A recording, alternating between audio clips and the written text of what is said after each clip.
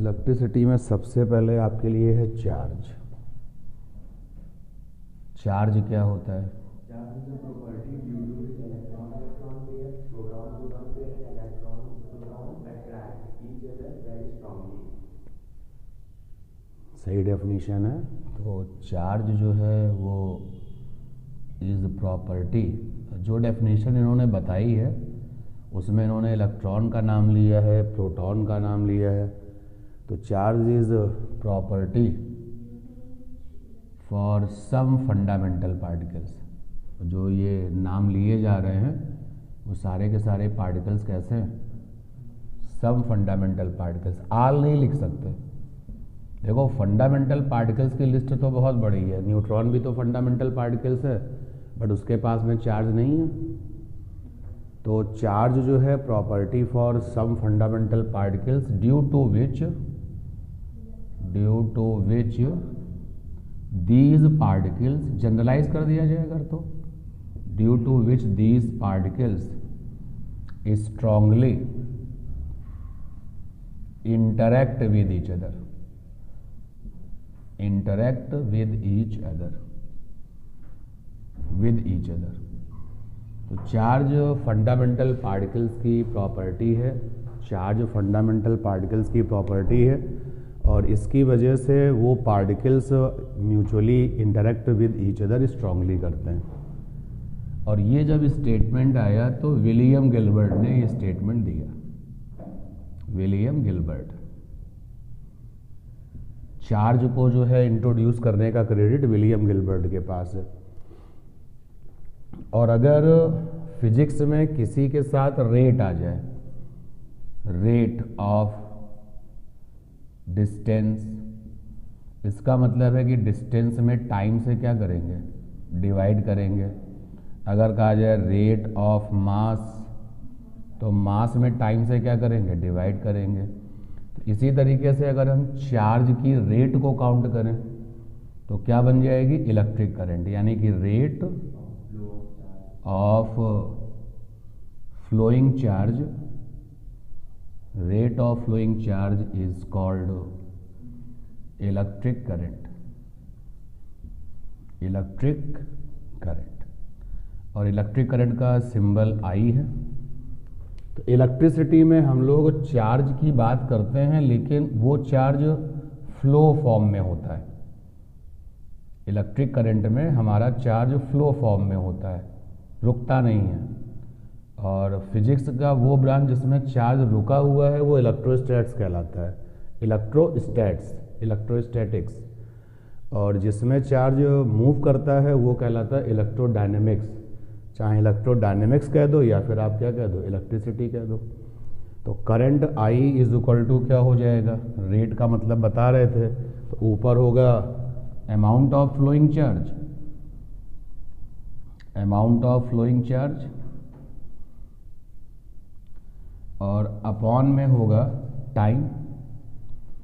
Charge का जो introduction है वो विलियम गिलबर्ट ने दिया था, लेकिन उनके बीच में काम करने वाला जो स्ट्रॉन्ग फोर्स है वो कूलाम ने दिया था। मतलब कूलाम ने उसको निकालने का फार्मूला बताया था। और इसलिए उनके रेस्पेक्ट में चार्ज का जो यूनिट है एसआई वाला वो क्या है? कूलाम। कूलाम को जब जब हमें लिखना होगा कैपिटल सी, और टाइम का जो एसआई यूनिट है वो क्या हो गया? सेकेंड। तो ये हो गया सेकेंड, यानी कूलाम अपॉन सेकेंड। और इसी कूलाम अपॉन सेकेंड को साइंटिस्ट के नाम पर एम्पियर भी कहा जाता है। तो इन लोगों के रोल इतने ज़बरदस्त रहे होंगे इसलिए इनको ये रिस्पेक्ट मिली है। अगर हम सीजीएस यूनिट की बात कर लें, SI unit of electric current, तो हमने बता दिया SI unit of electric current is coulomb पर सेकेंड या फिर एम्पियर, एसआई यूनिट हो गया। सीजीएस यूनिट की अगर बात करें तो CGS unit of electric current is, ampere के नाम के आगे स्टैटिक लगा दो, स्टैटिक एम्पियर, एम्पियर। या फिर दूसरा काम क्या कर सकते हो, मतलब ये परमिशन है, आप जो भी एसआई, इलेक्ट्रिसिटी में जो भी एसआई है, जैसे कभी कुछ याद ना है सीजीएस तो स्टैटिक लगा दो, जैसे आगे जब हम पढ़ेंगे तो पोटेंशियल का SI क्या होता है, वोल्ट। कोई पूछता है CGS क्या होता है, तो आप उसके आगे नाम के क्या आगे लगा दो, स्टैटिक, तो हो जाएगा CGS। एक्चुअल में जो इसका CGS यूनिट है, तो कूलाम का CGS क्या होता है, कूलाम का CGS होता है फ्रैंकलिन, साइंटिस्ट का नाम है फ्रैंकलिन, अपॉन में सेकेंड, ये हो गया। कूलाम का CGS क्या होता है, कूलाम का CGS होता है स्टैट कूलाम, स्टैटिक कूलाम, और अपॉन में क्या, सेकेंड। तो ये आपकी इलेक्ट्रिक करंट की जो है यूनिट हो गई। अब चार्ज जो है ये रखा हुआ है, ये चार्ज A पॉइंट पर रखा हुआ है, Q वैल्यू का चार्ज है ये, Q कूलाम का। तो हमने कहा कि तुमको करंट बनना पड़ेगा, यानी कि तुमको फ्लो करना पड़ेगा। तो क्या चार्ज जो है वो अपने आप फ्लो करेगा, तो आंसर है कि चार्ज को फ्लो कराने के लिए एक टर्म यूज होता है पोटेंशियल। जब तक पोटेंशियल में डिफरेंस नहीं होगा तब तक चार्ज फ्लो नहीं करेगा। बिल्कुल वैसे ही समझो कि अगर जो है फ्लो ऑफ वाटर की आप बात करो तो अपने आप कोई एक्सटर्नल एफर्ट्स मत लगाइए, तो अपने आप वाटर का फ्लो कैसे होगा, हाइट से बॉटम, ऊंचाई से बॉटम की तरफ फ्लो ऑफ वाटर अपने आप होगा ना। इसके लिए हमें कुछ नहीं करना है, ये नेचुरल फिनोमेना है कि जो फ्लो होगा वो हाई से किधर होगा, लो की तरफ। इसी तरीके से चार्ज का जो फ्लो है वो हमेशा किधर होता है, हाई से लो की तरफ। अगर वो पॉजिटिव चार्ज है, अगर पॉजिटिव चार्ज है तो वो हमेशा हाई से लो की तरफ चलता है, और अगर नेगेटिव चार्ज है तो वो लो से हाई की तरफ चलता है। लो क्या चीज़, पोटेंशियल, हाई क्या चीज़, पोटेंशियल। तो यहाँ पर हम बात करने वाले हैं इलेक्ट्रिक पोटेंशियल की। इलेक्ट्रिक पोटेंशियल क्या होता है, इलेक्ट्रिक पोटेंशियल जैसा बताया जा रहा है कि वर्क डन। चलिए पहले मैथमेटिकल डेफिनेशन ले लिया जाए। ये वर्क डन है, इस वर्क डन ने क्या किया है, क्यू चार्ज को फ्लो करा दिया है। तो work done in flowing charge, in flowing charge, और whole upon value of charge, value of charge, and that ratio is called electric potential या potential difference। चलो फिलहाल हम इसको डेल्टा V से लिख देते हैं। तो लीजिए इलेक्ट्रिक पोटेंशियल की डेफिनेशन में आपको जो है पोटेंशियल डिफरेंस पूछा जाए या इलेक्ट्रिक पोटेंशियल पूछा जाए, एक ही बात है। क्योंकि तो मैं बता चुका हूं ना कि अगर फ्लो कराना है तो पोटेंशियल में डिफरेंस होना ही चाहिए। फ्लो अगर करना है तो पोटेंशियल का डिफरेंस होगा तभी फ्लो करेगा। तो अगर कोई इसको इलेक्ट्रिक पोटेंशियल कहता है या कोई पोटेंशियल डिफरेंस कहता है तो वो अंडरस्टूड है, इसमें कोई इतना बड़ा जो है इशू नहीं है कि आपने ये कर दिया, आपने वो कर दिया। क्योंकि अगर फ्लो की आप बात कर रहे हो तो जो भी फ्लो आप कराओगे वो पोटेंशियल डिफरेंस ही होगा। तो अब अगर हम पोटेंशियल डिफरेंस को डेल्टा V से लिखें, अब साइमन ओम की अगर आप हैबिट देखें तो साइमन ओम क्या करते हैं, पोटेंशियल डिफरेंस को कैपिटल V से लिखते हैं। ठीक है ना, आप चाहो तो डेल्टा V से लिखो, आप चाहो तो कैपिटल V से लिखो। तो इलेक्ट्रिक पोटेंशियल की जो डेफिनेशन है वो यहां से बन जाएगी ना, the ratio of work done in flowing charge and value of charge is called the electric potential. ठीक, और डेल्टा V अगर आप कलेक्ट करते हो कि भाई डेल्टा V से ही हमको आगे मूव करना है तो आपकी मर्जी, लेकिन इलेक्ट्रिसिटी में हम ज़्यादातर चीज़ें जो हैं साइमन ओम के अकॉर्डिंग चलेंगे। तो इसलिए हम तो पोटेंशियल डिफरेंस को किससे फॉलो करेंगे, कैपिटल V से। अब जरा इसके SI यूनिट की बात कर लो, तो ये ऊपर हो गया जूल, जूल, वर्क डन का SI जूल होता है, और अपॉन में क्या आ गया, कूलाम। तो जूल अपॉन कूलाम को क्या कहते हैं, वोल्ट कहते हैं। तो ये आपका पोटेंशियल डिफरेंस हो गया। बिना पोटेंशियल डिफरेंस के चार्ज फ्लो नहीं कर सकता। और ये भी अभी हमने बताया कि जो पॉजिटिव चार्जेस हैं, for positive charge flow take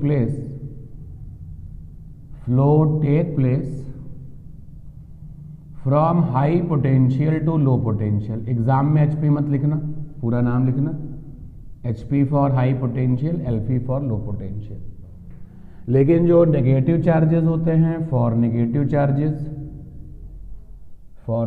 charge flow take place from low potential to high potential. और यही जो बात यहाँ पर मैंने बॉक्स में लिखी है, यही बात जनरेटर का प्रिंसिपल भी कहलाती है, प्रिंसिपल ऑफ जनरेटर।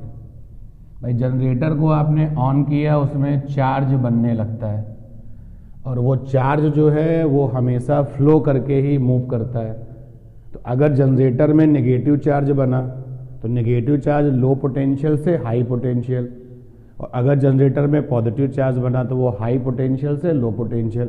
अगर हम जनरेटर को कहते हैं ये जनरेटर है और ये तुम्हारा घर है, ये आपका घर है, ये जनरेटर है, यहाँ नेगेटिव चार्ज बना, तो नेगेटिव चार्ज को कहाँ से कहाँ जाना है, लो से हाई। लगाओ अपना कॉमन सेंस, चार्ज को जनरेटर से तुम्हारे घर पे जाना होगा ना, यानी आपका घर किस पर होगा, हाई पोटेंशियल पर। और अगर ये आपका प्लस हो जाए तो अब आपका घर क्या बन जाएगा, ये अपने आप जैसे जनरेटर का चार्ज वो देखेगा वो अपने आप सेटिंग बन जाती है। तो ये हो गया पोटेंशियल्स की बातचीत और चार्ज की बातचीत। जो इलेक्ट्रिक करंट है उसका मेन फार्मूला तो यही है, ये नोट है for the numericals, note for numerical problems, numerical problems. तो electric current I is equal to था Q बाई टी। तो अगर हम चार्ज के लिए बात करें तो चार्ज छोटे छोटे चार्ज पार्टिकल से मिलकर के बनता है। जैसे अगर आपके पास में वैल्यू ऑफ चार्ज है,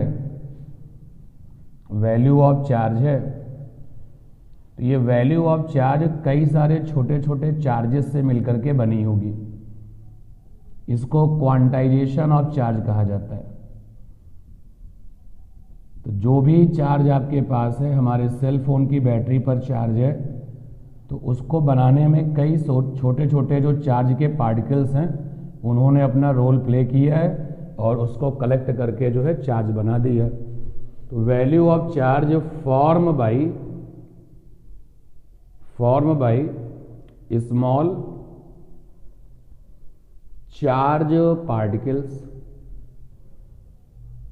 चार्ज पार्टिकल्स। तो मैंने मान लिया कि यहां पर जो n है वो नंबर ऑफ चार्ज पार्टिकल्स है, नंबर ऑफ चार्ज पार्टिकल्स, और जो q है स्मॉल वाला q वो एक पार्टिकल पर चार्ज है, charge over one particle,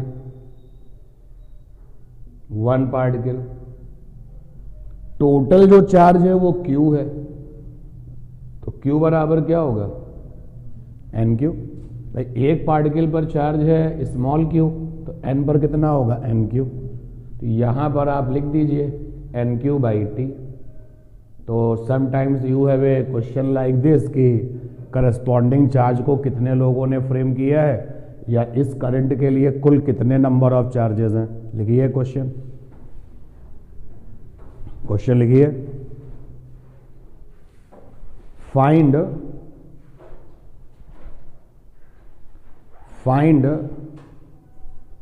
total number of charge carriers in 1 coulomb charge.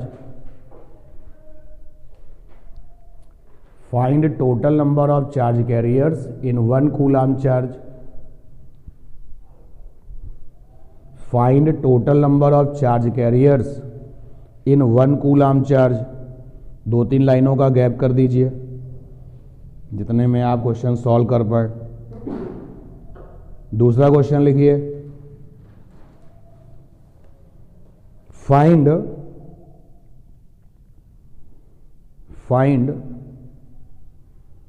Total number of charge carriers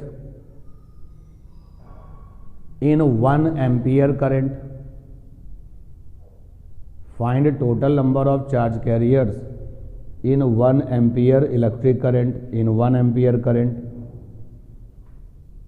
2-3 लाइनों का गैप करिए। नेक्स्ट क्वेश्चन लिखिए। इफ 5 इंटू 10 की पावर 21, इफ 5 इंटू 10 की पावर 21 इलेक्ट्रॉन्स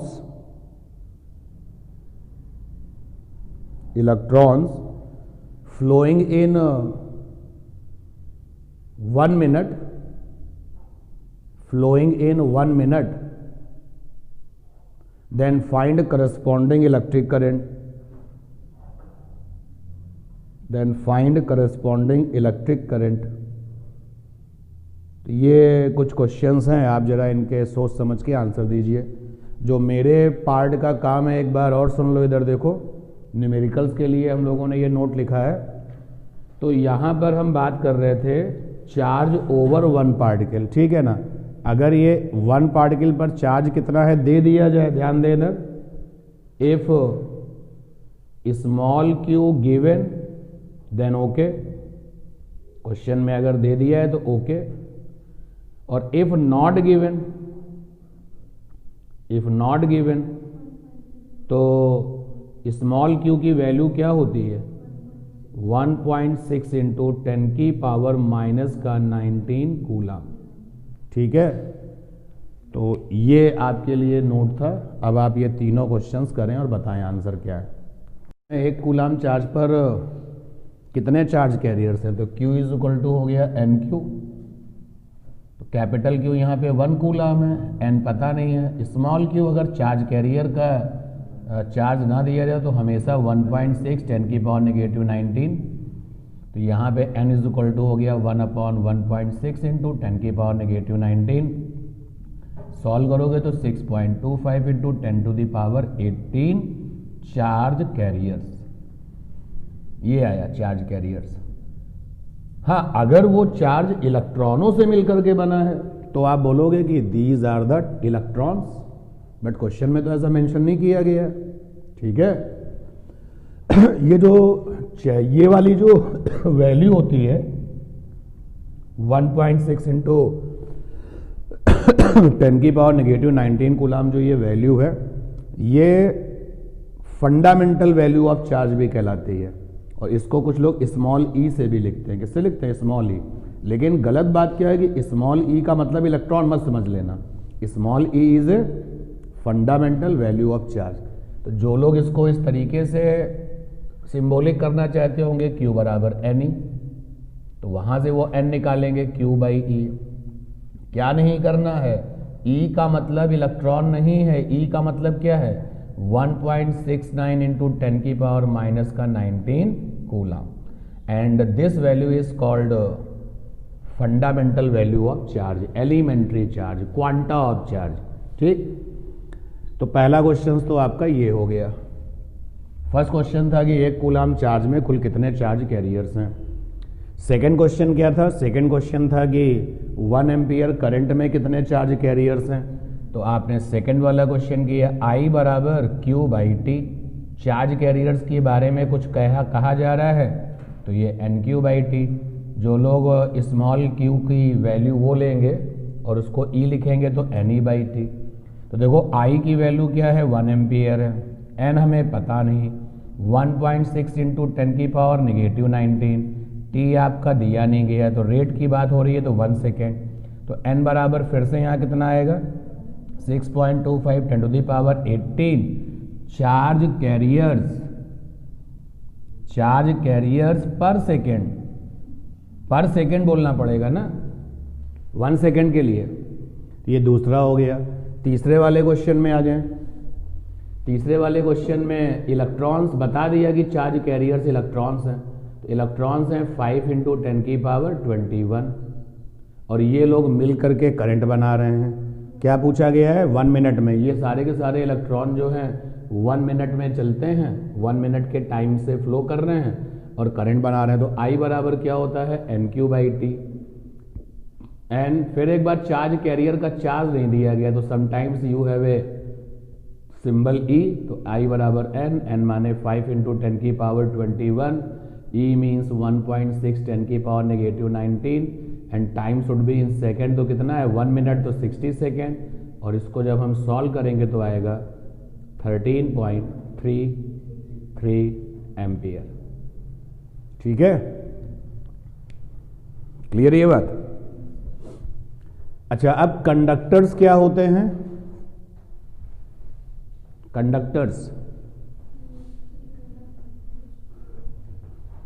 कंडक्टर्स में अगर मैं आपके 10th लेवल पे बात करूं तो जो मेटल्स होते हैं वो कंडक्टर्स कहलाते हैं। ध्यान दें, कंडक्टर्स क्या होते हैं? वैसे कंडक्टर्स का मतलब होता है जो बहुत आसानी से इलेक्ट्रिसिटी को फ्लो कर सकें, करंट को फ्लो करें, वो कंडक्टर्स कहलाते हैं। तो कंडक्टर्स, दीज आर मटेरियल्स, ये ऐसे मटेरियल्स होते हैं through which electric current can flow easily as compared to other, easily। तो कंडक्टर्स आपके ऐसे मटेरियल्स होते हैं जिसमें इलेक्ट्रिक करंट बहुत आसानी से फ्लो करती है, और जो एग्जाम्पल है इसका वो मेटल्स हैं। तो मेटल्स के अलावा भी क्या कोई कंडक्टर्स हैं? तो आंसर है हाँ, लेकिन हम उनकी बात यहाँ नहीं करेंगे। मेटल्स में जो इलेक्ट्रिक करंट फ्लो होती है वो ड्यू टू इलेक्ट्रॉन्स फ्लो होती है। जैसे हमसे क्वेश्चन पूछ लिया जाए कि electric current form in metals due to, और उसके आगे fill in the blanks. Question पूछा जाए electric current form in electrolyte solution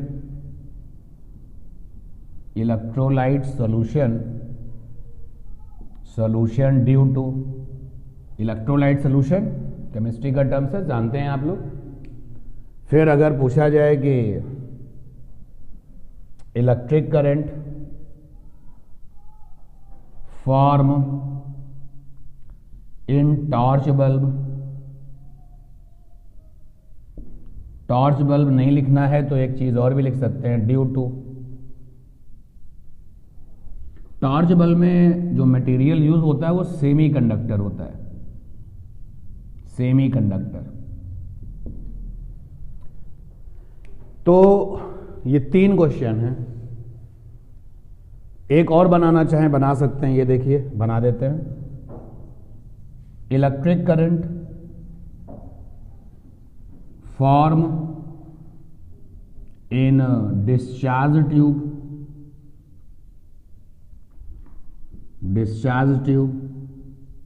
due to. तो अब इतने क्वेश्चंस के आंसर देने हैं। ये मत सोचो कि इलेक्ट्रिक करंट केवल इलेक्ट्रॉन से आती है, मैं इसलिए इन सारे क्वेश्चंस को दे रहा हूं। मेटल्स में electric current always due to free electrons. ये है तो छोटी बात, अगर आपने लिखा इलेक्ट्रॉन्स, किसी बच्चे ने लिखा फ्री इलेक्ट्रॉन, तो टीचर तुरंत देखेगा कि इलेक्ट्रॉन कहना गलत है, फ्री इलेक्ट्रॉन सही है, क्योंकि वो इलेक्ट्रॉन जो चक्कर लगा रहे हैं अपनी ऑर्बिट का वो फ्री थोड़ी ना है, वो तो बाउंडेड है। तो फ्री इलेक्ट्रॉन्स क्या होते हैं? फ्री जैसे नाम है, वो कहीं भी जा सकते हैं। तो मेटल्स में जो फ्री इलेक्ट्रॉन्स होते हैं वो जिम्मेदारी लेते हैं करंट बनाने की, इलेक्ट्रॉन नहीं, क्या चीज? Free electron. ठीक है। और मेटल्स में जो नंबर ऑफ फ्री इलेक्ट्रॉन्स होते हैं, नंबर ऑफ फ्री इलेक्ट्रॉन्स वो होते हैं 10⁻29 पर metre cube. Can you imagine? इस नंबर को अगर हम 1000 लाख और मिलियन में बदलने की कोशिश करें, नहीं बदल पाएगा, क्योंकि ये बहुत बड़ा नंबर है। देख सकते हो ना, यूनिवर्स का साइज 10⁻25 है, इतने सारे इलेक्ट्रॉन्स होते हैं तुम्हारे मेटल्स में। ये जो मैंने रिजल्ट दिया है वो चांदी के लिए दिया है, सिल्वर के लिए। तो कंपेरेटिवली अदर में क्या होंगे? इसी से थोड़े बहुत कम, किसी में 10⁻28, किसी में 10⁻26, किसी में 10⁻25, ऐसे बहुत ज़्यादा डिफरेंस नहीं होगा। तो ये क्वेश्चन क्लियर हो गया, इलेक्ट्रॉन्स नहीं, फ्री इलेक्ट्रॉन्स। ठीक, अब चलते हैं यहाँ पर कि इलेक्ट्रोलाइट में, हाँ, due to positive and negative ions, positive and negative ions. Ions जो होते हैं वो इसमें जो है इलेक्ट्रिक करंट बनाते हैं, जैसे H प्लस Cl माइनस, तो H प्लस पॉजिटिव आयन है और Cl माइनस नेगेटिव आयन है। और टॉर्च के बल्ब में, सेमीकंडक्टर में जो इलेक्ट्रिक करंट बनती है वो ड्यू टू होल्स की वजह से बनती है एंड इलेक्ट्रॉन्स। तो सेमीकंडक्टर जो हैं वो जब करंट बनाते हैं तो उनके अंदर जो करंट बनती है वो होल्स और इलेक्ट्रॉन्स की वजह से बनती है। और डिस्चार्ज ट्यूब में करंट कैसे बनती है? Due to ions. Discharge tube में भी करंट किससे बनती है? आयन से बनती है। जब मैं आयंस बोलता हूं तो पॉजिटिव और निगेटिव दोनों की बात करता हूं, ठीक है। तो कंडक्टर्स, फिलहाल हमें इस पर फोकस करना है अपने 10th पर, लेकिन ये जनरल पॉइंट हैं आपके, इनको आप किसी क्लास से कनेक्ट नहीं कर सकते, ये सभी क्लास के लिए है। तो हम बात करेंगे मेटल्स की, और मेटल्स में इलेक्ट्रॉन्स बहुत ज़्यादा होते हैं। तो जैसे ही हम मेटल्स में बैटरी कनेक्ट करते हैं तो ये इलेक्ट्रॉन सारे के सारे जो हैं ड्रिफ्ट हो जाते हैं। ड्रिफ्ट मतलब ना, जब मैं आपसे कह दूं कि सब लोगों को जैसे ही क्लास ओवर होगी और सब लोग इस वाले गेट से निकलेंगे, ये ड्रिफ्टिंग हो गया। और जब मैं आपको ये बताऊं कि नहीं चलो छुट्टी हो गई है, आप लोग जा सकते हैं, ये रैंडम हो गया, कोई इस गेट से जाएगा कोई उस गेट से जाएगा, ये रैंडम हो गया। तो जैसे ही हम लोग इस मेटल में बैटरी का कनेक्शन बनाते हैं तो इलेक्ट्रॉन सारे के सारे ड्रिफ्ट होते हैं। यानी बैटरी क्या करती है? बैटरी ऑर्डर करती है कि सारे इलेक्ट्रॉनों को अब रैंडम नहीं करना, सारे इलेक्ट्रॉन जो हैं एक निश्चित स्पेसिफिक डायरेक्शन में चलेंगे और करंट बनाएंगे। तो ये है आपका कंडक्टर्स। अब कंडक्टर्स में इलेक्ट्रिक करंट बने, बात को समझिएगा, जो बात हम ड्रिफ्ट वाली कर रहे हैं उस पर जरा ध्यान देना। ये हमारे पास में कंडक्टर है, तो फ्री इलेक्ट्रॉन्स तो इसमें भरे पड़े हैं, इतना ज्यादा है कि हम गिन ही नहीं सकते उनको। तो एक एवरेज वैल्यू हमने निकाल के रखी है 10 की पावर 29 पर मीटर क्यूब, फ्री इलेक्ट्रॉन्स हैं ये। तो पहले ये रैंडम मोशन करते हैं, रैंडम मोशन, कहीं भी जा सकते हैं मटेरियल के अंदर, not beyond the material, material के अंदर कहीं भी टहलते हैं, और नो करंट फॉर्म। तो अगर हम आमीटर लगाएं तो आमीटर लगाएंगे तो पता चलेगा कोई करंट नहीं है, यही कंडक्टर है। अब हमने बैटरी लगा दी भाई, बैटरी, अब करंट बनने लगती है, करंट फॉर्म। तो क्या हुआ? बैटरी क्या करती है? बैटरी ने ऐसा क्या काम कर दिया जिससे कि इलेक्ट्रॉन्स जो है अब करंट देने लगे? तो बैटरी वो डिवाइस होती है जो कंडक्टर के किनारों पर पोटेंशियल डिफरेंस बनाती है। ध्यान देना, अगर कोई कहे कि फिजिक्स के अकॉर्डिंग कि what is battery, what is battery, और छोटी पावर की है तो सेल, तो भाई इसका सिंबल है बड़ी लाइन पैरेलल में छोटी लाइन, ये सेल हो गया। और अगर बैटरी है तो बड़ी लाइन छोटी लाइन के 2-4 पेयर्स वहां पे बना दो, ये बैटरी हो गया। जो बड़ी वाली लाइन होती है that gives high potential HP, और फिजिक्स में हाई पोटेंशियल को प्लस से, और this one is low potential minus, similarly plus and minus. तो कह रहा है कि बैटरी क्या है, केमिस्ट्री वालों से पूछोगे बैटरी क्या है तो पूरा केमिकल रिएक्शंस बताएंगे, उसमें कैथोड होता है, एनोड होता है, ऑक्सीडेशन की बात करेंगे, ऑक्सीडेशन नंबर की बात करेंगे। तो फिजिक्स में अगर पूछा जाए कि बैटरी क्या है तो battery is a device, it is device which make potential difference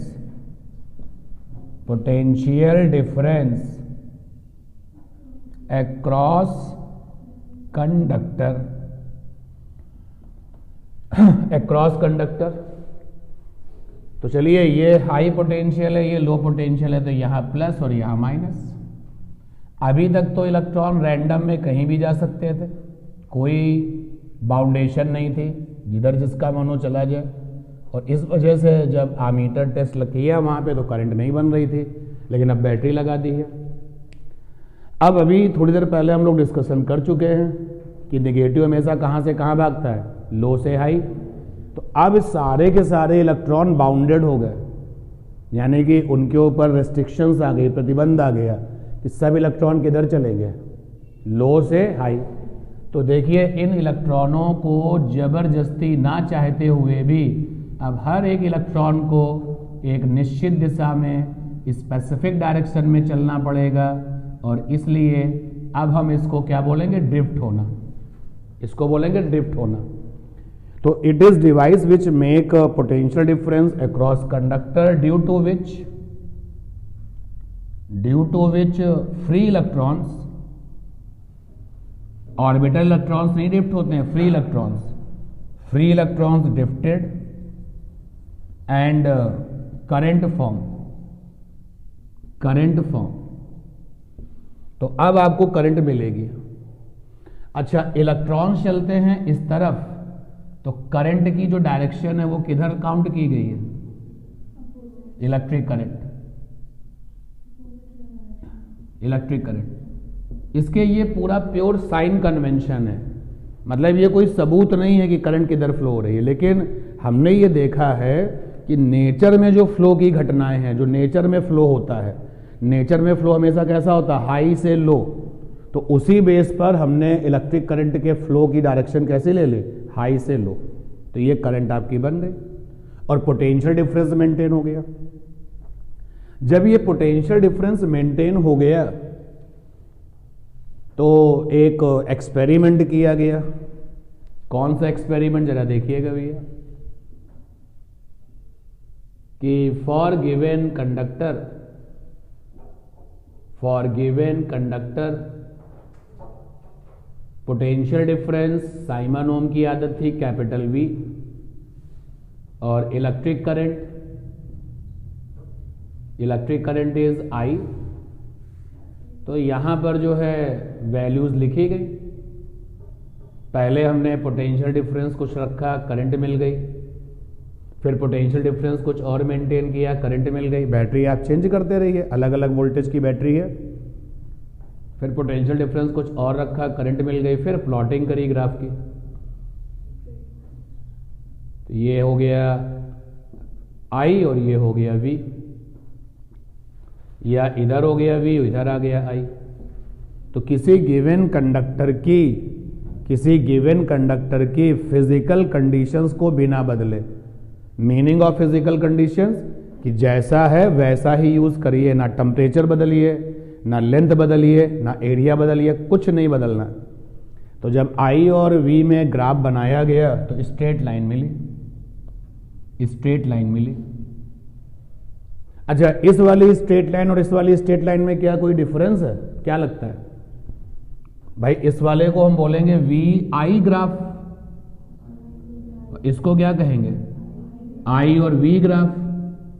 दोनों में स्ट्रेट लाइन मिली, तो मैं पूछ रहा हूं क्या इन दोनों स्ट्रेट लाइन में कोई डिफरेंस है? बोलो, क्या लगता है? चलिए इस क्वेश्चन का आंसर दीजिए थोड़ी देर में हमको।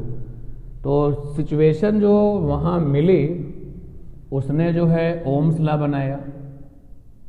ओम्स लॉ क्या होता है भाई? For given conductor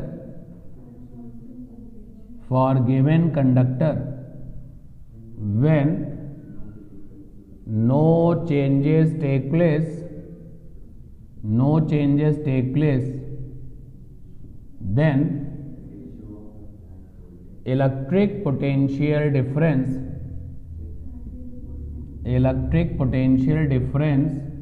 capital V is directly proportional to electric current I।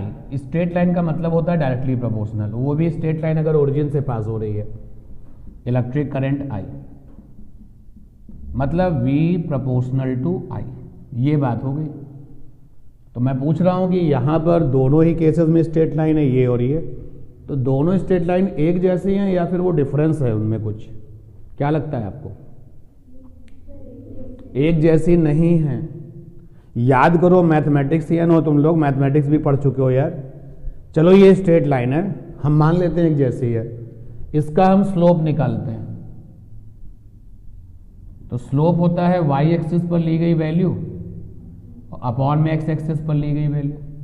तो इसका हम स्लोप निकालते हैं, i अपॉन v, यानी दोनों की स्लोप में क्या होगा? डिफरेंस होगा। ठीक है ना, ये बात क्लियर हो गई कि दोनों की स्लोप में डिफरेंस होगा। तो v प्रोपोर्शनल i आ चुका था। तो अब अगर हमसे यहां पर कहा जाए कि मूव करिए आगे, तो ये प्रोपोर्शनलिटी हटाई जाए, कांस्टेंट ले आया जाए। तो यहां पे एक कांस्टेंट लाया गया, प्रोपोर्शनलिटी कांस्टेंट r आया। तो यहां पर जो r है that is proportionality constant, proportionality constant, और इसको लोकल कांस्टेंट भी कहते हैं, named resistance, electric resistance, electric resistance. 10th level पर आप इसको ऐसे ही जानोगे, इसका कोई फिजिकल सिग्निफिकेंस आपको नहीं देना है, लेकिन 12th में आप इसको और बेहतर तरीके से जानोगे। तो इलेक्ट्रिकल रेजिस्टेंस हो गया, नाम से क्लियर है कि रेजिस्टेंस मतलब रोकने वाला। तो ये वो फिजिकल प्रॉपर्टी होती है जो कंडक्टर में जब इलेक्ट्रिक करंट फ्लो करती है तो उसको रोकने की कोशिश करती है, लेकिन औरों के कंपेयर में इनका रेजिस्टेंस कम होता है, इसलिए कंडक्टर्स में करंट तब भी फ्लो कर जाती है, और कुछ लोग ऐसे होते हैं जिसमें नहीं फ्लो कर पाती है, तो रेजिस्टेंस उनका कैसा होता है? हाई होता है। ये आ गया। अब देखिए यहां से आप देख सकते हो कि v अपॉन आई क्या बनेगा? r बनेगा, r बनेगा। तो समवन से कि भाई हम तो i और v का ग्राफ बनाना चाहते हैं। किसी ने कहा नहीं, हम तो यहां पर i और v नहीं, v और i नहीं, i और v बनाएंगे। तो दोनों ही केसेस में स्ट्रेट लाइन तो मिलेगी, स्ट्रेट लाइन मिलेगी, लेकिन इस वाले ग्राफ की स्लोप जब निकालोगे तो v अपॉन आई यानी क्या बनेगी? r, r माने रेजिस्टेंस। ठीक, और इस वाले ग्राफ की जब स्लोप निकालोगे, स्लोप बराबर होगा i बाई ई यानी 1 अपॉन r, r माने रेजिस्टेंस। क्लियर ये बात? तो देखिएगा क्वेश्चन, कंडक्टर्स के लिए v और i के ग्राफ बनाए गए कुछ इस तरीके से। क्वेश्चन है आपके लिए कि ये रहा i और ये रहा v, एक ग्राफ ये मिला है, ये फॉर कंडक्टर कैपिटल है, एक ग्राफ ये मिला है फॉर कंडक्टर कैपिटल बी, एक ग्राफ ये मिला है फॉर कंडक्टर कैपिटल सी। तो इनके रेजिस्टेंस कंपेयर करने हैं, कंपेयर दियर रेजिस्टेंसेस, मतलब ये बताना है कि ऑर्डर अरेंज करना कि इनके resistance increasing order decreasing order में जैसे भी आप चाहो अरेंज करो, बताओ किसका ज़्यादा है किसका कम है, सबसे ज़्यादा किसका है सबसे कम है किसका है। अरे भाई इस क्वेश्चन में अभी अभी देखो कॉन्सेप्ट आपने पढ़ा, क्या पढ़ा कॉन्सेप्ट? कि slope of V I graph, देखो जिसका नाम पहले वो हमेशा वाई एक्सिस पर जाएगा, जिसका नाम बाद में वो हमेशा एक्स एक्सिस पर जाएगा। तो slope of V I graph क्या बन जाता है? रेजिस्टेंस। अरे बोलो भाई, अभी अभी देखा ना। तो देखो ए वाले का स्लोप सबसे ज्यादा, स्लोप माने ढाल, उसके बाद फिर ढाल किसकी कम है? बी की, और सबसे कम स्लोप किसका है? सी का। दिखाई दे रहा है ना? तो इसका मतलब रेजिस्टेंस के मामले में सबसे रिच कौन है? ए, उसके बाद फिर कौन है? बी, उसके बाद कौन है? सी। लेकिन अगर हम लोग इसको देखें, slope of IV graph, IV graph, तो वो क्या बताता है? 1 बाई रेजिस्टेंस, 1 बाई रेजिस्टेंस, ठीक है ना। तो उल्टा हो जाएगा, जैसे अगर मैं इसी क्वेश्चन में चेंज कर दूं, ध्यान देना, स्टॉप राइटिंग इधर देखिए, मैं सेम क्वेश्चन यही रिपीट करता हूं, ये I है और ये V है, ये A हो गया, ये B हो गया और ये C। अब हमने क्या किया, यहां पर V कर दिया और यहां पर I कर दिया। तो अब हमारा फंडा होगा स्लोप बराबर 1/रेजिस्टेंस। देखो सबसे ज्यादा स्लोप A का है, जिसका स्लोप ज्यादा उसका रेजिस्टेंस कम, उसके बाद स्लोप B का है, उसके बाद C का है। तो अब सबसे रिच कौन होगा, C, उसके बाद नंबर B, उसके बाद नंबर A। ठीक है, क्लियर ये बात। बार बार मैंने आपको बताया है कि जो प्रोपोर्शनैलिटी कांस्टेंट होते हैं, जो प्रोपोर्शनैलिटी कांस्टेंट होते हैं, वो जिस डिस्कशन में आते हैं, जिस डिस्कशन में वो आते हैं, कभी भी वो उस पर डिपेंड नहीं करते, कभी भी वो उस पर डिपेंड नहीं करते। जैसे आप देखिएगा, ये रफ वर्क है और ये रफ वर्क पूरी फिजिक्स में, जब तक फिजिक्स आप पढ़ोगे तब तक काम आने वाला है। क्या है, प्रोपोर्शनैलिटी कांस्टेंट, प्रोपोर्शनैलिटी कांस्टेंट जिस डिस्कशन में आएंगे, जिस डिस्कशन में आएंगे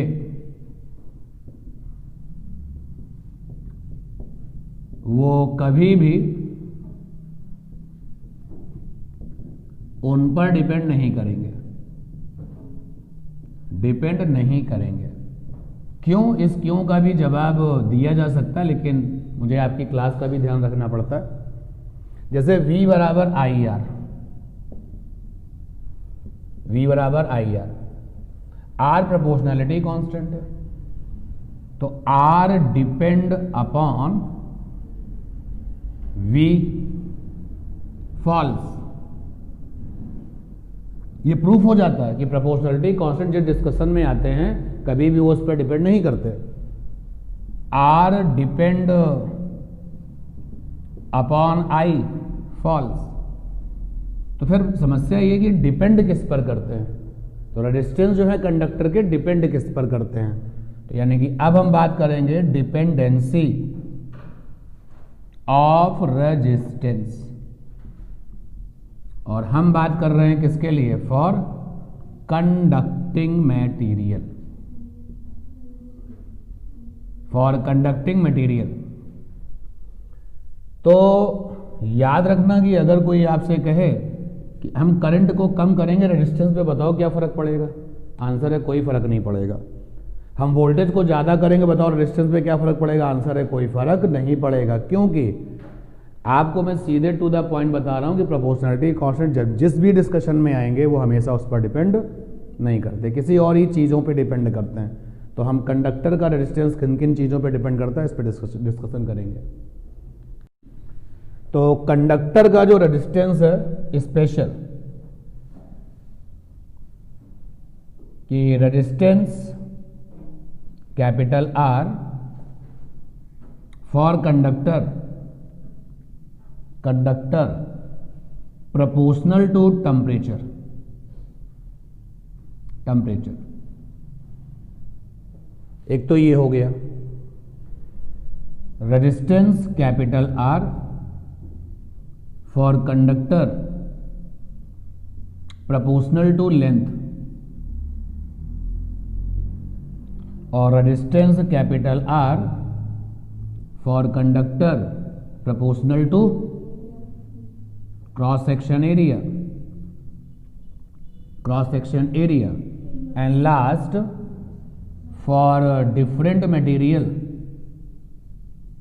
फॉर डिफरेंट मटेरियल रेजिस्टेंस या रेजिस्टेंसेस बिकम डिफरेंट। ये मैंने तीसरा पॉइंट गड़बड़ कर दिया, इनवर्सली होता है 1 अपॉन क्रॉस सेक्शन एरिया। तो जिस क्वेश्चन का हम आंसर ले रहे थे वो पूरा हो गया। अब हम बात करते हैं रेजिस्टिविटी की,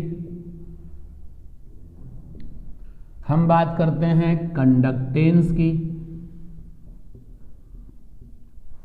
हम बात करेंगे कंडक्टिविटी की,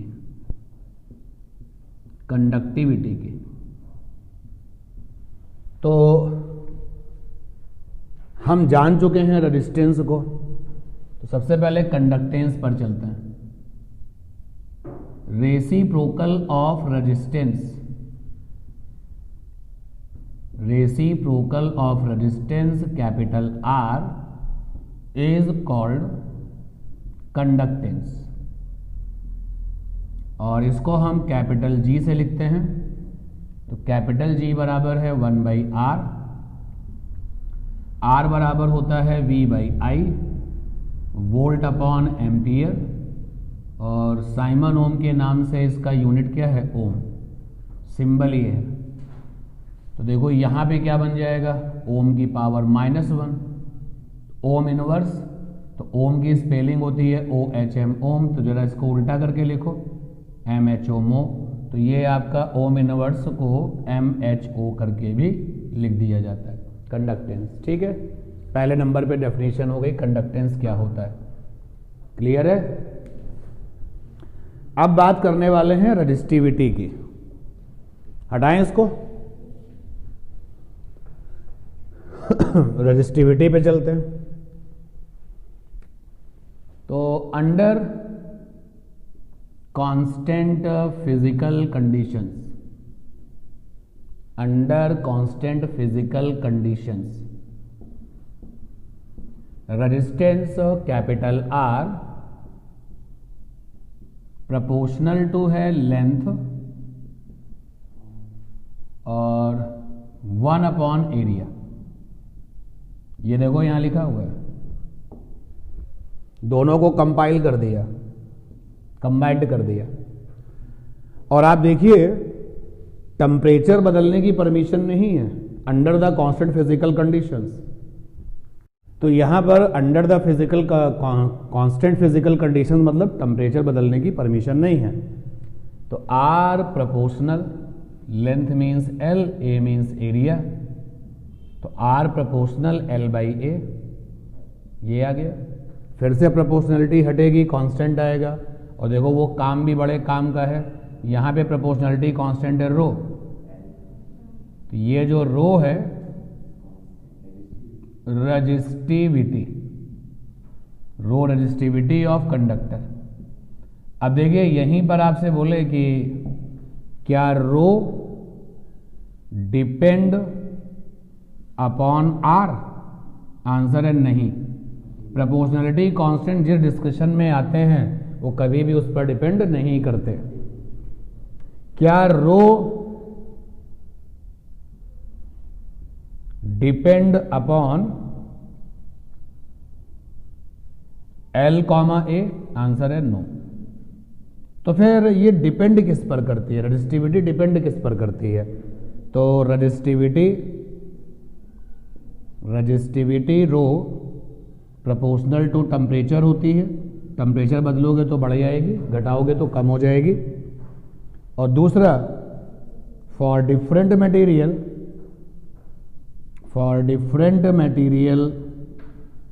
रेजिस्टिविटी, तो for the different material resistivity rho become different. अब अगर इसके यूनिट्स की बात कर लें तो रो को निकालो, RA/L, R means ohm, A for metre square area है, L फॉर मीटर, तो रो का जो यूनिट बनेगा वो ओम मीटर बन जाएगा। अब कंडक्टिविटी क्या होता है? तो reciprocal of resistivity, reciprocal of resistivity यानी कि रो इज कॉल्ड कंडक्टिविटी। और कंडक्टिविटी को हम सिग्मा से लिखते हैं, ये सिंबल सिग्मा होता है आपका। तो सिग्मा बराबर हो गया 1 रेजिस्टिविटी। यूनिट्स में जाएंगे तो ओम इनवर्स और मीटर इनवर्स।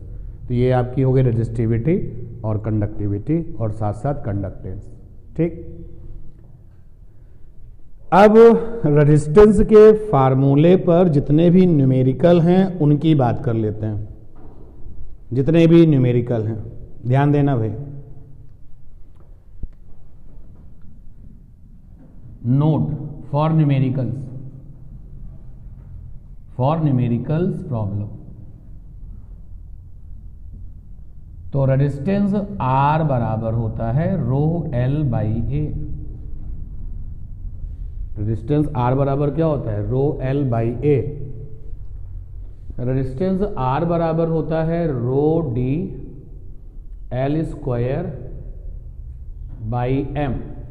मैं निकाल के बताता हूं कैसे। चलिए मैं आपको कैलकुलेशन से भी ले चलता हूं। देखो ये तुम्हारे पास कंडक्टर था, लेंथ इसकी एल थी, एरिया इसका ए था। चलो इसका मास निकालते हैं। तो मास m बराबर, सभी लोग देखें, वॉल्यूम। तो वॉल्यूम क्या हो जाएगा भैया? एरिया इंटू लंबाई। और डेंसिटी, डेंसिटी d। तो m बराबर क्या हो गया? a L D. देखो मैंने यहाँ पे a को गायब कर दिया, तो r बराबर होता है rho L by A. Rho L A की जगह पे क्या लिख दिया? m by L D. देखो rho D L square by M. तो इस पूरे के पूरे रिजल्ट्स में a हमने गायब कर लिया, हो गया गायब।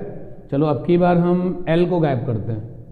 तो r बराबर है rho L by A. Rho l की वैल्यू उठाओ, यहां से कितनी मिलेगी? m by A D. और यहां पर आया a, तो ये हो जाएगा rho m by D A square. तो ये रिजल्ट आ गया आपका rho m by D A square. तो ये मैंने रिजल्ट्स बना लिए मास में, जहां पर मास हमारे गिवन मटेरियल का, कंडक्टर का जो मास वैल्यू है वो हम निकाल सकते हैं। इतनी बात क्लियर है? अब जरा सोचो कि गिवन मटेरियल को खींचेंगे, स्ट्रेच करना है, खींचना। तो अगर हम गिवन मटेरियल को खींचेंगे तो क्या नहीं बदलेगा? कैपिटल M कांस्टेंट रहेगा, मास तो नहीं बदल जाएगा, बोलो। और D फॉर डेंसिटी नहीं बदलेगी। अगर गिवन मटेरियल आपका सिल्वर है तो खींचने के बाद भी क्या रहेगा? सिल्वर ही रहेगा। क्या बदलेगा? तो एरिया बदलेगा और L बदलेगा। तो A और L चेंजेस होंगे। लेकिन तुम्हें कोई क्वेश्चन इस तरीके का देता है जिसमें केवल लेंथ की इंफॉर्मेशन है, एरिया की नहीं है। तो ध्यान देना, ध्यान देना। In problem length given, area not given. तो अब क्वेश्चन को कैसे डील किया जाए? क्योंकि ये तो पक्का है कि खींचने की कहानी में लेंथ और एरिया दोनों बदलेगा। तो अगर केवल लेंथ की इंफॉर्मेशन है तो आपका फंडा क्या होगा? ये वाला। यानी तुरंत आप बोलोगे R प्रोपोर्शनल क्या? L square. क्योंकि रो डी एम तो कांस्टेंट है और क्वेश्चन बन जाएगा। तो कहां से बनेगा? R1 by R2 is equal to L1 by L2 का होल स्क्वायर। अच्छा, अगर वो एरिया देते हैं, लेंथ नहीं देते, area given, length not given, तो फिर अब आपको क्वेश्चंस तो करना ही है। तो भैया ये वाला फंडा ले लेना। तो यहां से क्या बनेगा? R प्रोपोर्शनल ए स्क्वायर। R प्रोपोर्शनल छोटे r की पावर 4। ये, हाँ ये अपॉन में था ना, आप लोग भी ध्यान नहीं दे रहे। ठीक है, ये अपॉन में था एरिया। क्लियर ये बात? तो R प्रोपोर्शनल हो जाएगा 1 अपॉन ए स्क्वायर और प्रोपोर्शनल हो जाएगा छोटे r की पावर 4। क्यों? अगर हम अपने इस कंडक्टर की रेडियस स्मॉल r रखें तो एरिया बराबर क्या होगा? पाई r स्क्वायर। तो एरिया का स्क्वायर करो तो क्या बनेगा? पाई r की पावर 4। ठीक है, रेडियस के टर्म्स में। तो यहां से फार्मूला पिक करेंगे R1 बाई R2 बराबर A2 बाई A1 का होल स्क्वायर, अगर एरिया अवेलेबल है तो। और अगर एरिया नहीं अवेलेबल है, रेडियस अवेलेबल है, तो R2 बाई R1 की होल पावर 4। ठीक है ना? इसी तरीके से अगर हम मटेरियल को स्ट्रेच करते हैं तो आपने बोला मास नहीं बदलेगा, डेंसिटी नहीं बदलेगा और रेजिस्टिविटी भी मटेरियल प्रॉपर्टी बदलने वाली नहीं है। या फिर हम इसको फोल्ड करते हैं, फोल्डेड, भाई अगर हम उसको मोड़ देते हैं, फोल्ड कर देते हैं तो भी क्या नहीं बदलेगा, मास नहीं बदलेगा, डेंसिटी नहीं बदलेगा, रेजिस्टिविटी को बदलना ही नहीं क्योंकि मटेरियल पे डिपेंड करती है। तो इस तरीके से उन सब केसेस में ये सारे के सारे क्वेश्चंस लगेंगे। तो जब भी आप क्वेश्चन में स्ट्रेचिंग देखें, जब भी आप क्वेश्चन में फोल्डिंग देखें, आप समझ लेना लेंथ और एरिया दोनों की बात की जाए तो यहाँ से अपना काम चलाइए, क्योंकि लेंथ और एरिया दोनों बदलेंगे। केवल लेंथ की बात हो तो ये फंडा, ओनली एरिया गिवन तो ये फंडा, एरिया के साथ किसकी बात कर सकते हैं, रेडियस के। कई सारे क्वेश्चन है, एक दो नहीं है, बहुत सारे क्वेश्चन है। अब हम लोग बात कर लेते हैं, जैसे फ्लोइंग करंट के रास्ते में जो रेजिस्टेंस आते हैं, जो रेजिस्टेंस वाली जो प्रॉपर्टी होती है उसको क्या कहते हैं, रेजिस्टेंस। और ये हमेशा हर जगह पर होगा जहाँ जहाँ करंट फ्लो करेगी। तो जो आपकी बैटरी है, जो आपका सेल है, उसमें भी तो करंट फ्लो करती है इलेक्ट्रोलाइट सोल्यूशन। तो इलेक्ट्रोलाइट सोल्यूशन में करंट किससे फ्लो करती है, आयंस से। तो उनके रास्ते में भी रुकावटें आती हैं, उनके रास्ते में भी ब्रेक्स आते हैं, ब्रेकर्स आते हैं। तो वो जो रेजिस्टेंस है वो क्या बनता है, बैटरी का रेजिस्टेंस। लेकिन ये क्या होता है, उसके अंदर होता है, and that is why called the internal resistance. तो इंटरनल रेजिस्टेंस क्या है भाई, देखते हैं। इंटरनल रेजिस्टेंस हम इसको स्मॉल r से लिखेंगे और ये होता क्या है, तो इट इज रेजिस्टेंस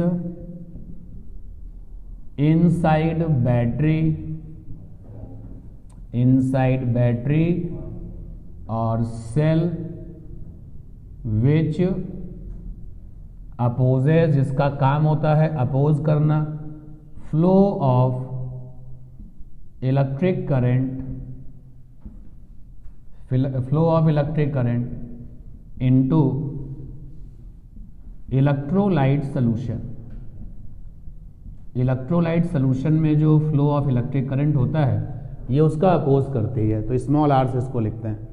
और इसको हम बैटरी अगर हम बनाए, अब नेक्स्ट टाइम ये बैटरी बनाई और उसका इंटरनल अगर है तो ऐसे दिखाएंगे। बैटरी का जो अपने पास वोल्टेज होता है बैटरी का, वो कैपिटल E से लिखा जाता है, इंटरनल रेजिस्टेंस स्मॉल r है। तो कैपिटल E जो है वो PD माने पोटेंशियल डिफरेंस ऑफ बैटरी है, पोटेंशियल डिफरेंस ऑफ बैटरी। इसको EMF भी कहा जाता है। EMF का फुल फॉर्म है इलेक्ट्रोमोटिव फोर्स। तो इलेक्ट्रोमोटिव फोर्स नाम देख करके कहीं आप कंफ्यूज मत हो देना, न्यूटन मत लिख देना। जो बैटरी का पोटेंशियल डिफरेंस है उसको कैपिटल E से लिखा जाता है, आल्सो कॉल्ड द EMF। अगर किसी बैटरी का इंटरनल रेजिस्टेंस 0 है तो वो आइडियल कहलाती है। फॉर आइडियल बैटरी ब्रैकेट में cell internal resistance small r is equal to 0। ठीक है। जब हम बैटरी से करंट लेते हैं तो वो सप्लाई करंट बन जाती है। Supply current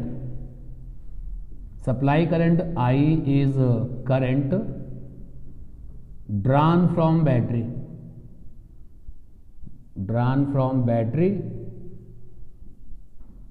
cell. आप इसको इलेक्ट्रिक सोर्स भी कह सकते हो। तो सप्लाई करंट निकालने का फार्मूला होता है I is equal to E upon R plus small r। Supply current means current जो ड्रॉन फ्रॉम द बैटरी है। देखिए सपोर्टिंग सर्किट बनाते हैं, ये बैटरी है, तैयार है हमको करंट देने के लिए। अब करंट लेने वाला भी तो चाहिए, तो करंट लेने वाले लोग बोले जाते हैं एक्सटर्नल। जो करंट का खर्चा करते हैं वो एक्सटर्नल कहलाते हैं। तो जो भी है खर्च करेगा करंट को, चाहे वो बल्ब हो, उसका अपना रेजिस्टेंस होगा। तो एक्सटर्नल को भी हम रेजिस्टेंस के फॉर्म में ही दिखाते हैं और इसका रेजिस्टेंस कैपिटल R है। तो इस फार्मूले में कौन क्या है वो हम नहीं बताएंगे, आप इस डायग्राम को देखो और खुद ही बताओ। ये क्या है, बैटरी का वोल्टेज यानी EMF। स्मॉल आर क्या है? Internal resistance of the battery, और कैपिटल आर क्या है? एक्सटर्नल, जिसने इसकी करंट को लिया है और क्या किया है? खर्च किया है। ठीक है, तो ये फार्मूला है आपका इसके लिए। अगर हम बहुत सारे रेजिस्टेंसेज सीरीज और पैरेलल में जोड़ें तो एक रेजिस्टेंस की वैल्यू कुछ ना कुछ होगी, तो सभी लोगों की रेजिस्टेंस वैल्यू कितनी होगी, यानी इक्विवेलेंट रेजिस्टेंस। तो हम बात करते हैं इक्विवेलेंट रेजिस्टेंस की। Equivalent resistance it means R total की बात करने वाले हैं, और सबसे पहले पिक करेंगे सीरीज कॉम्बिनेशन। तो सीरीज कॉम्बिनेशन 2 या 3 रेजिस्टेंसेस लेकर के चलते हैं, चीज़ों को जनरलाइज कर लेंगे।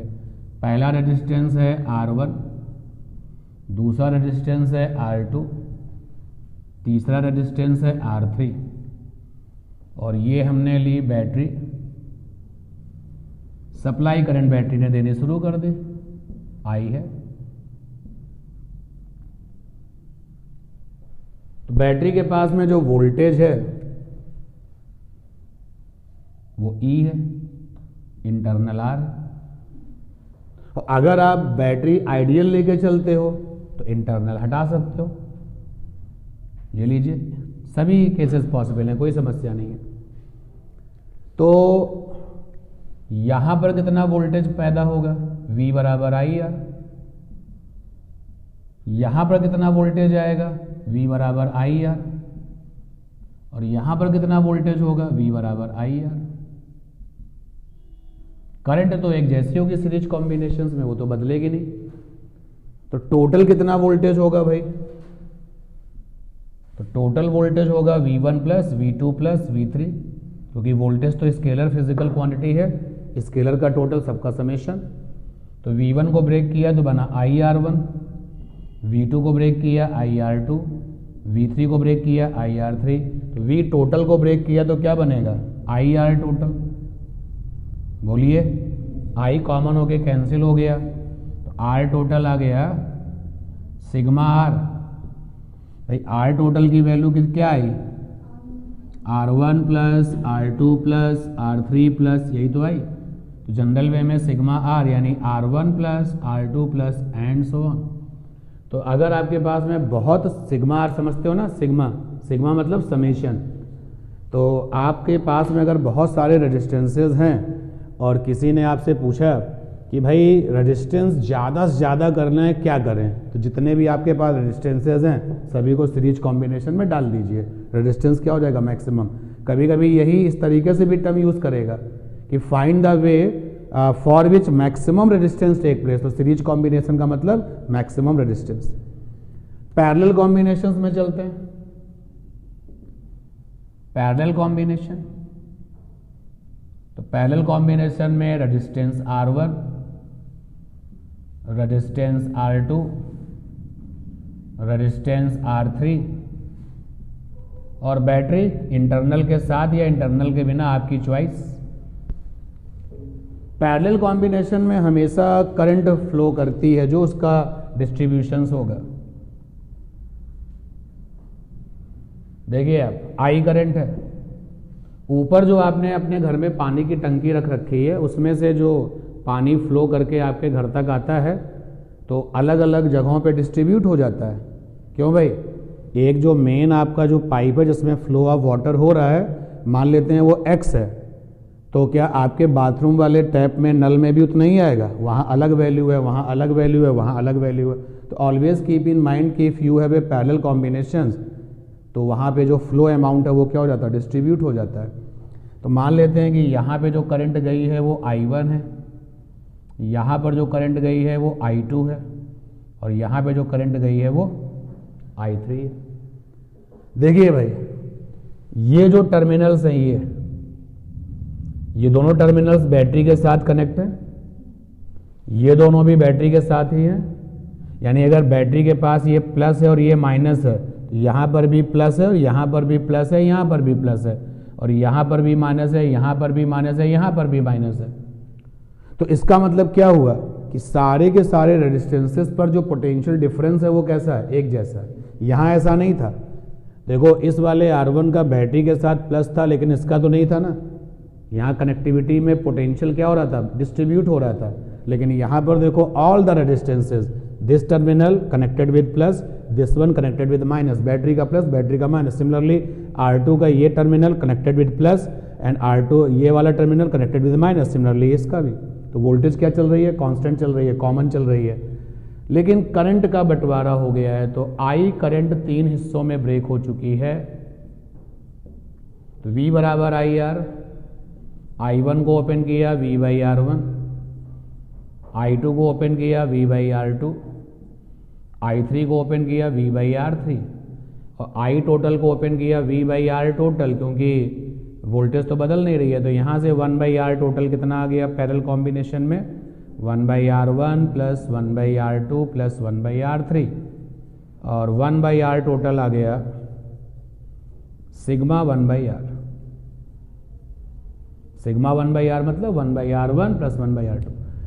और पैरेलल कॉम्बिनेशन में जब रेजिस्टेंसेज आते हैं तो रेजिस्टेंस की वैल्यू क्या हो जाती है, मिनिमम। रेसिप्रोकल सम हमेशा जो है क्या देता है, मिनिमम ही देता है। आप देख लो 2 4 6 को ऐड करो तो 2 प्लस 4 6 एंड 6 12 हो गया। जरा रेसिप्रोकल सम करो तो क्या हो जाएगा, मिनिमम हो जाएगा।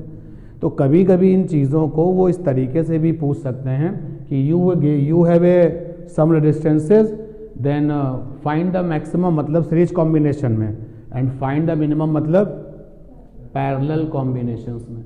तो मिनिमम और मैक्सिमम का जो मीनिंग है वो आपको क्लियर करके चलना पड़ेगा। तो ये सीरीज और पैरेलल कॉम्बिनेशंस की बात हो गई।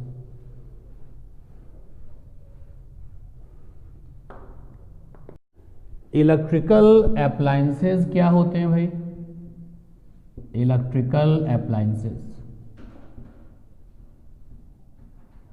इलेक्ट्रिकल अप्लायंसेस क्या होते हैं, जो इलेक्ट्रिकल एनर्जी को खर्च करते हैं वो इलेक्ट्रिकल अप्लायंसेस करते हैं, कहलाते हैं। तो इलेक्ट्रिकल अप्लायंसेस कंज्यूमर हैं, कंज्यूमर फॉर इलेक्ट्रिकल एनर्जी। ये इलेक्ट्रिक एनर्जी को खर्च करने वाले लोग होते हैं। May be bulb, television, fan, heater,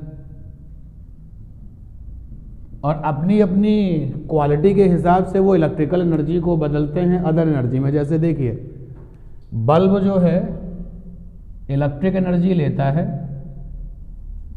electric energy लेता है बल्ब और बदल देता है लाइट की एनर्जी में, लाइट की एनर्जी में। फैन जो है इलेक्ट्रिकल एनर्जी लेता है और बदल देता है मैकेनिकल एनर्जी में, और हीटर जो है इलेक्ट्रिकल एनर्जी लेता है और बदल देता है हीट एनर्जी में। तो all the electrical appliances convert electrical energy into other form of energy according to their quality. हर इलेक्ट्रिकल अप्लायंस पर रेटिंग होती है। Every electrical appliance having the rating. Rating मतलब इलेक्ट्रिकल अप्लायंसेस पर लिखा हुआ वोल्टेज कॉमा करंट। किसी किसी में केवल वोल्टेज लिखी रहती है, किसी किसी में केवल करंट लिखी जाती है, किसी किसी में दोनों लिखा रहता है, या फिर केवल वोल्टेज या फिर केवल करंट। जैसे फ्यूज वायर जो इलेक्ट्रिकल अप्लायंस है उस पर करंट लिखी होगी। तो रेटिंग मतलब इलेक्ट्रिकल अप्लायंसेस पर लिखा हुआ वोल्टेज या फिर करंट। ठीक, तो अब फिजिक्स के न्यूमेरिकल के पॉइंट ऑफ व्यू से इन लिखे हुए वोल्टेज और करंट का इस्तेमाल हम किस काम में करें, तो जरा ध्यान देना भैया, रफ वर्क है। रेटिंग वाला वोल्टेज, रेटिंग वाला वोल्टेज कॉमा करंट का यूज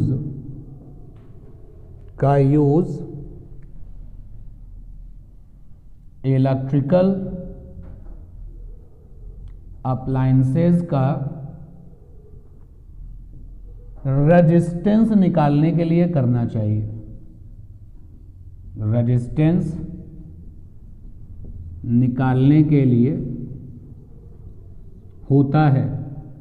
ये ओनली व्यू ऑफ फिजिक्स है, न्यूमेरिकल प्रॉब्लम्स। वैसे तो लिखे हुए पैरामीटर्स हमको अलर्ट करते हैं कि जैसे अगर हमने एक बल्ब लिया है और वहाँ पे लिखा हुआ है कि 5 एम्पियर, यानी 5 एम्पियर से ऊपर करंट जाएगी तो डैमेज हो जाएगा। लेकिन न्यूमेरिकल के पॉइंट ऑफ व्यू से जो लिखे हुए वोल्टेजेस और करंट होते हैं, इनका इस्तेमाल हम लोग रेजिस्टेंस निकालने के लिए करते हैं। अब कैसे, तो कैसे ज़रा ध्यान देना। इलेक्ट्रिकल पावर P बराबर होता है V²/R और ये बराबर होता है I²R। ठीक है ना। तो निकलता कैसे है, इसकी कोई रिक्वायरमेंट नहीं है यहाँ पर। तो देखो आप इसी फार्मूले को पकड़ो, P ले लो किसका, रेटिंग का, रेटिंग मतलब लिखा हुआ, और V भी किसका ले लो, रेटिंग का, तो रेजिस्टेंस निकल आएगा। तो रेजिस्टेंस R बराबर V² रेटिंग अपॉन में P रेटिंग, बन गई बात। ये वाला फंडा लगा लो, P रेटिंग I²R रेटिंग, तो यहां से R बराबर क्या हो जाएगा, P रेटिंग का और I रेटिंग का। ठीक है ना ये बात। तो आप इस तरीके से अपना जो है रेटिंग पैरामीटर्स का इस्तेमाल जो है रेजिस्टेंस निकालने के लिए कर लीजिए। लेकिन जो कंज्यूम पावर होती है, कंज्यूम पावर और रेटिंग पावर में डिफरेंस होता है भाई। हाँ, कभी कभी कंज्यूम पावर बराबर क्या बन जाता है, रेटिंग पावर। जैसे कि हीटर में लिखा था 1000 वाट, वाट यानी पावर है, तो ये लिखा हुआ पावर है, ये कंज्यूम क्या उतनी कर पा रहा है, तो आंसर है कि हो सकता है उतनी कंज्यूम करे, हो सकता है उससे कम कंज्यूम करे। तो यहां पर बात होगी कंज्यूम पावर। कंज्यूम पावर, किसी न्यूमेरिकल में अगर केवल पावर लिखा है और कुछ नहीं कहा जा रहा है तो हमेशा हम कंज्यूम पावर के बारे में सोचेंगे। तो कंज्यूम पावर निकालने के फंडे क्या होते हैं, तो कंज्यूम पावर P बराबर होता है V²/R, कंज्यूम पावर बराबर होता है I²R, कंज्यूम पावर बराबर होता है V × I। यहां पर R तो रेजिस्टेंस है उस इलेक्ट्रिकल अप्लायंसेस का, V क्या है, ये वोल्टेज है, I क्या है, ये करंट है। लेकिन ये दोनों के दोनों वोल्टेज और करंट लिखे हुए नहीं हैं, जो उनको मिले हैं वो हैं। यानी V है वोल्टेज यूजिंग और करंट जो है I वो भी कैसी है, यूजिंग। समझ पा रहे ना बात को। जैसे रूम हीटर पर लिखा था 220 वोल्ट, लेकिन जहां तुमने इसको लगाया उसको मिला कितना, 180 वोल्ट। तो यूजिंग वोल्टेज कितना है, 180 वोल्ट, और आपने जो है लिखा हुआ वोल्टेज कितना था, 200 वोल्ट या 220 वोल्ट। तो इस पर ध्यान देना। इन्हीं वोल्टेजेस को हम लोग सप्लाई भी बोलते हैं, सप्लाई वोल्टेज, सप्लाई करंट। ठीक है कि भाई लिखा तो था 220 वोल्ट, लेकिन हमारे घर में आ ही रहा था केवल 180 वोल्ट, तो कितना मिल पाएगा, सप्लाई का कितना मिल पाएगा, 180 मिल पाएगा। और जो एक्चुअली मिला वोल्टेज इस फार्मूले में, कंज्यूम के इस कंज्यूम पावर के फार्मूले में भी वो वोल्टेज है जो एक्चुअली मिला, आई वो करंट है जो एक्चुअली मिला, जो एक्चुअली मिला। ठीक है।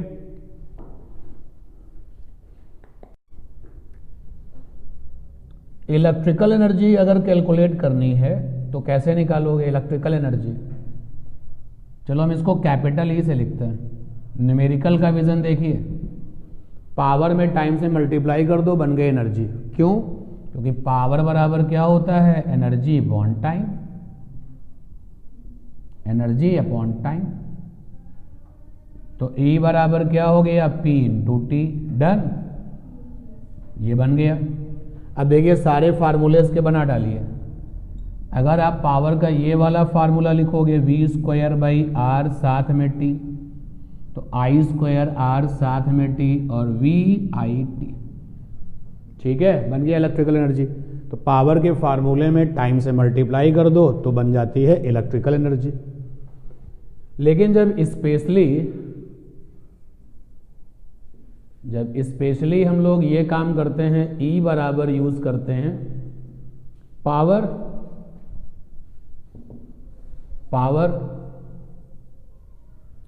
इन वॉट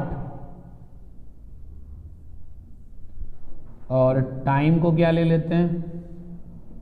इन आवर्स, और अपॉन में क्या कर देते हैं? 1000। तो फिर ये इलेक्ट्रिकल एनर्जी बन जाती है किसमें? यूनिट में। किसमें बन जाती है? यूनिट। ठीक है ना? अब जरा ध्यान देना भाई, 1 किलोवाट बराबर 1000 वाट। तो यहां से रिवर्स ले लो, 1 वाट बराबर कितना हो जाएगा? 1/1000 किलोवाट। बोलो यार।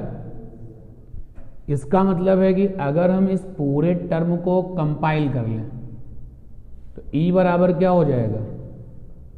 पावर इन किलोवाट इनटू में टाइम इन आवर्स।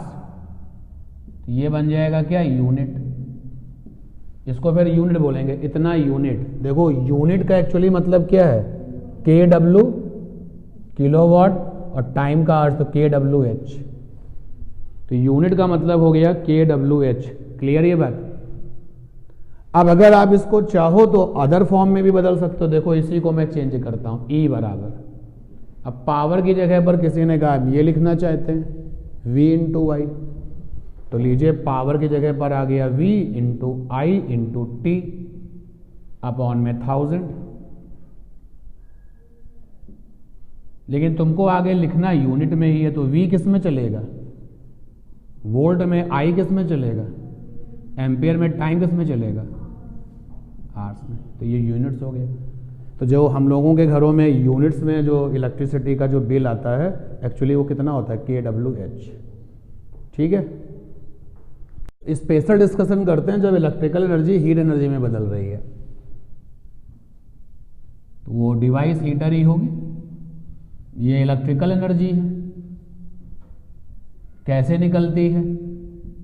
तो E बराबर होता है P इंटू टी, E बराबर होता है V आई टी, E बराबर होता है V square T by R, E बराबर होता है I square R T.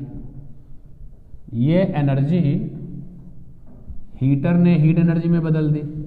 Heater ने एक्सेप्ट की इस एनर्जी को और convert into heat energy. Convert into heat energy. अगर 100% कन्वर्जन हो गया है भाई, किसी तरह का लॉस नहीं हुआ है, तो H बराबर क्या हो जाएगा? P into T. H बराबर क्या हो जाएगा? E के हो जाएगा। तो H बराबर P इंटू टी, H बराबर V आई टी, H बराबर V square T by R और H बराबर I स्क्वायर आर टी। अब ये हीट एनर्जी आपको मिल चुकी है। अब इस हीट एनर्जी को किसी ने ले लिया, मान लेते हैं पानी ने ले लिया, तो this heat energy received by substance of mass m। तो जब कोई सब्सटेंस हीट एनर्जी को ले लेता है तो वो क्या बन जाता है? Q। और पूरा अगर एनर्जी ले लिया, लॉस नहीं हुआ है, तो फिर Q बराबर क्या हो जाएगा? H। Q बराबर हो जाएगा H। और वैसे अगर हम देखें तो किसी भी सब्सटेंस को जो हीट एनर्जी दी जाती है या किसी भी सब्सटेंस से जो हीट एनर्जी ली जाती है, तो हीट एनर्जी का फार्मूला ये होता है भैया, हीट एनर्जी Q बराबर होता है ms डेल्टा थीटा, जहां पर m होता है मास, s होता है स्पेसिफिक हीट और डेल्टा थीटा क्या होता है, टेम्परेचर डिफरेंस। बोलो यार। तो अब यहां पर इस Q की जगह पर तुम यही सब चीजें लिखोगे। क्या लिखोगे? Q बराबर H है। हम यहां पे लॉसेस काउंट नहीं कर रहे, अगर लॉसेस होंगे तो फिर उसके अकॉर्डिंग चलना पड़ेगा। समटाइम क्वेश्चन से कि this material except the only 80% of this, तो यहाँ पे Q बराबर H नहीं, Q बराबर H का 80%, Q बराबर H का 60%, जो इस तरीके की सिचुएशन होंगी। क्लियर ना ये बात? तो यहाँ पर हम चल रहे हैं Q बराबर S, तो ये हो गया ms डेल्टा थीटा, और H की वैल्यू कितनी है VIT, H की वैल्यू कितनी है V square T by R, H की वैल्यू कितनी है I स्क्वायर RT। अब एक समस्या और आएगी क्या, कि जो ये हीट एनर्जी है वो जनरली किस में लिखी जाती है? कैलोरी में। तो जनरल वे में ये कैलोरी होता है भैया, और जब ये कैलोरी होता है तो ये मास किस में होता है? ग्राम में। और स्पेसिफिक हीट किस में होगी? CGS में। और डेल्टा थीटा किस में होगा? CGS में, डिग्री सेल्सियस में, मतलब डिग्री सेल्सियस। लेकिन इधर की सारी चीजें जो है वो किस में रहती हैं? SI में। तो एक है CGS और दूसरा क्या है? SI। तो या तो पर्सनली CGS वालों को SI बनाओ या पर्सनली SI वालों को CGS बनाओ, एक रास्ता तो ये है। या फिर क्या करें, आप मत चेंज करो, इनको CGS में ही रहने दो, ये सारे के सारे CGS हैं, और इधर सारे के सारे क्या हैं? SI हैं। तो एक रिजल्ट और होता है कि कैलोरी में 4.18 यानी कि 4.2 से मल्टीप्लाई कर दो तो क्या बन जाता है? जूल। देखो इधर वाला टर्म SI है, SI मतलब क्या है? जूल। इधर वाला जो टर्म है वो जूल है। VIT I square RT V square T by R, ये क्या है? जूल। और ये जो ms डेल्टा थीटा है वो क्या है? कैलोरी। कैलोरी तो भाई ये तो गलत बात है, एक तरफ जूल दूसरे तो कैलोरी, तो क्या करें? 4.2 से क्या कर दें? मल्टीप्लाई कर दें। तो अब इनको CGS ही रहने दीजिए और इन सबको SI में रहने दीजिए। इस तरफ क्या कर लें? 4.2 से मल्टीप्लाई कर लें। कन्वर्जिंग फैक्टर कहलाता है, कैपिटल J से रिप्रेजेंट होता है। 4.2 is a capital J। Joule equivalent भी कहा जाता है, जूल कांस्टेंट भी कहा जाता है।